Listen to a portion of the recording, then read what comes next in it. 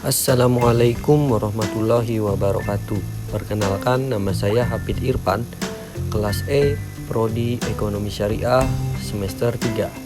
Di sini saya akan membahas tentang pasar modal syariah. Apa itu pasar modal syariah?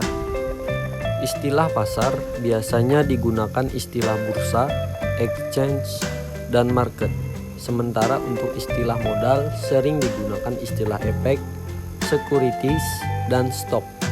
Pasar modal menurut Undang-Undang Nomor 8 Tahun 1995 tentang pasar modal, pasal 1 ayat 12 adalah kegiatan yang bersangkutan dengan penawaran umum dan perdagangan efek.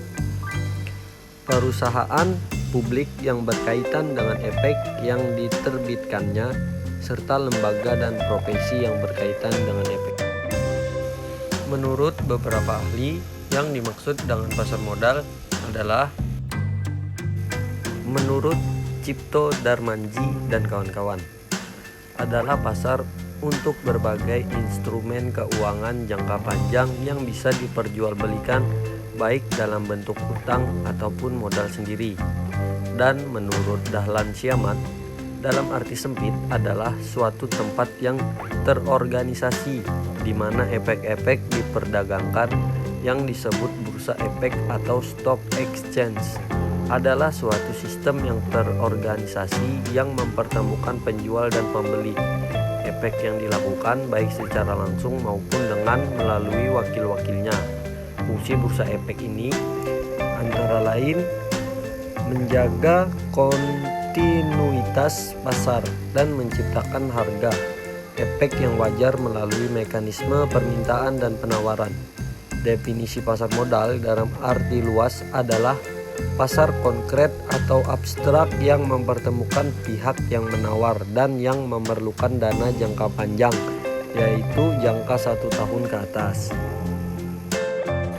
Sedangkan pasar modal syariah secara sederhana dapat diartikan sebagai pasar modal yang menerapkan prinsip-prinsip syariah dalam kegiatan transaksi ekonomi dan terlepas dari hal-hal yang dilarang seperti riba, perjudian, spekulasi, dan lain-lain. Pasar modal syariah adalah pasar modal yang seluruh mekanisme kegiatannya terutama mengenai emiten, jenis efek yang diperdagangkan, dan mekanisme perdagangannya telah sesuai dengan prinsip-prinsip syariah. Sedangkan yang dimaksud dengan efek syariah adalah efek sebagaimana dimaksud dalam peraturan perundang-undangan di bidang pasar modal yang akad perusahaan maupun cara penerbitannya melalui prinsip-prinsip syariah. Fungsi dan karakteristik pasar modal syariah. Pasar modal berperan menjalankan dua fungsi secara simultan, berupa fungsi ekonomi dengan mewujudkan pertemuan dua kepentingan, yaitu pihak yang memiliki kelebihan dana dengan pihak yang memerlukan dana, dan fungsi keuangan dengan memberikan kemungkinan dan kesempatan untuk memperoleh imbalan bagi pemilik dana melalui investasi.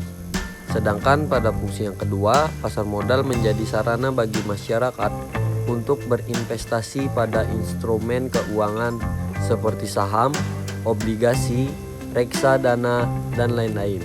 Dengan demikian, masyarakat dapat menempatkan dana yang dimilikinya sesuai dengan karakteristik, keuntungan, dan resiko masing-masing instrumen. Manfaat pasar modal syariah.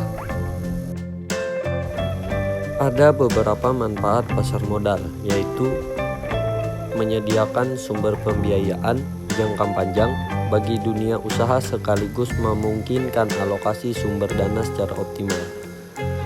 Yang kedua, memberikan wahana investasi bagi investor sekaligus memungkinkan upaya diversifikasi. Yang ketiga, menyediakan leading indikator bagi tren ekonomi suatu negara. Yang keempat, penyebaran kepemilikan perusahaan sampai lapisan masyarakat menengah.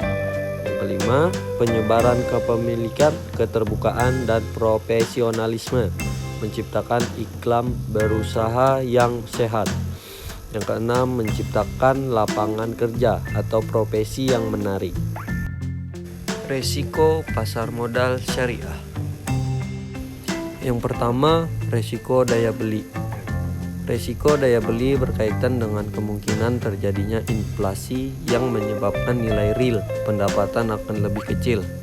Investor mencari atau memilih jenis investasi yang memberikan keuntungan yang jumlah sekurang-kurangnya sama dengan investasi dilakukan sebelumnya.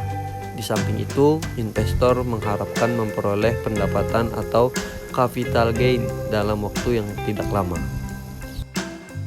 Yang kedua, resiko bisnis. Resiko bisnis adalah suatu resiko menurunnya kemampuan memperoleh laba yang pada gilirannya akan mengurangi pula kemampuan perusahaan emiten membayar imbalan, bunga dalam konvensional atau dividen. Yang ketiga, resiko tingkat bunga. Biasanya kenaikan tingkat bunga berjalan tidak searah dengan harga-harga instrumen pasar modal. Resiko naiknya tingkat bunga misalnya jelas akan menurunkan harga di pasar modal. Oleh karena itu, investor di pasar modal syariah harus memposisikan dirinya sebagai rekan bagi perusahaan yang siap berbagi laba dan rugi.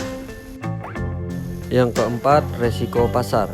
Apabila pasar bergairah bullish, umumnya hampir semua harga saham di bursa efek mengalami kenaikan. Sebaliknya, apabila pasar lesu, saham-saham akan ikut pula mengalami penurunan. Perubahan psikologi pasar dapat menyebabkan harga-harga surat berharga anjlok, terlepas dari adanya perubahan fundamental atas kemampuan perolehan laba perusahaan. Yang terakhir yaitu resiko likuiditas. Resiko ini berkaitan dengan kemampuan suatu surat berharga untuk dapat segera diperjualbelikan dengan tanpa mengalami kerugian yang berat. Sekian presentasi dari saya. Mohon maaf jika ada kesalahan. Wassalamualaikum warahmatullahi wabarakatuh.